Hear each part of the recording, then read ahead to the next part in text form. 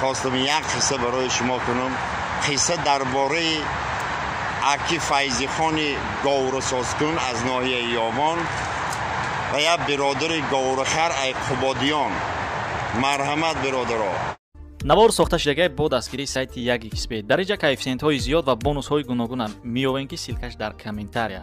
ҳамчунин агар бо промокоди ёвонӣ шумо регистратсия кунед барои пардохти аввалин тон 6500 рубл бонус медиҳанд. салом برادرای عزیز مهربان. در این روزهای افتاوی در قدرت خداوند جان خواستم یک قصه برای شما کنم. قصه درباره اکی فیضی خان گورسازکن از ناحیه یاوان و یک برادر گورخر ای قبادیان. مرحمت برادرها. قصه یکی فارید لایک بجخین نکروز رئیسیار چات لایک مازش نیست. اکی نکروز دولت با سرد 130 سال شب گل پی سرد.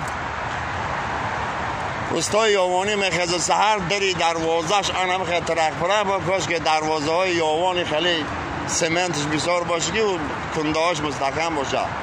هم این هم خیلی دروازه شرق فرق دور میرویه. یا مرده که ناشناس سودگی قطعش یا دخترک یا دختری کلانی هم خیلی بوز بالای این هم خیلی رنگی بگی مچه.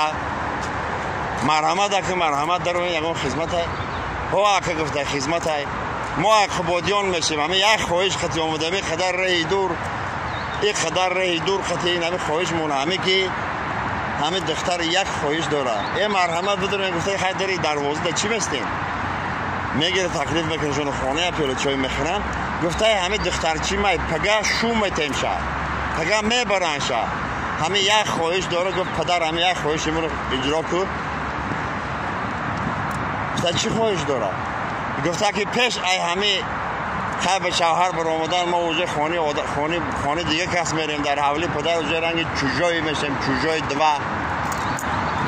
گفت که یه بار در گاورو خورم دوره گودکیش پیش رو آورده مایلی گفته همه خیلی اویله کده استای یاوانی همه خیلی اویله کده اکی قبادیانی چی مگه خیلی چی اویله مکنی استا نخواه همه خیم باشه نخواه یک گاوره و گفته ای بوزبله خیلی گاورو میویم چینش گفته ای اکی گاورو میویم نه که بوزبلگی ایره بیم اید سیوه خطی توتا ای که جا میویم بزن لایک لغت خطی سغیره.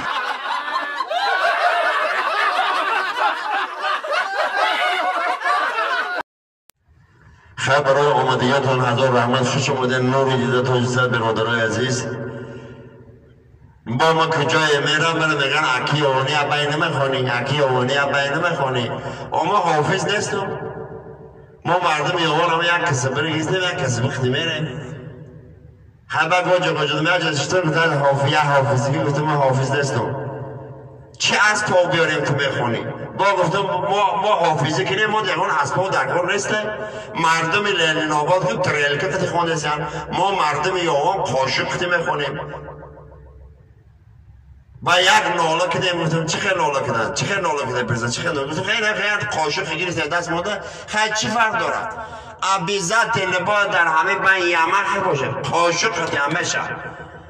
بعد گفتم به یه زمزمه کنم کو عمری آدم خیمت است تو لک در بازار نیست. عمری آدم خیمت است تو لک در بازار نیست. بی ثمر بودن ورا بر آدمی دشوار نیست. گر طبیعت وجه تکرار ایابن از دیگر لیک عمری شیر محمد در زندگی تکرار نیست. پیش ما داده بود که دیگه بگی حالا قاشق بگی پاکت چینیم کورپا درست کن. سلامت باشید.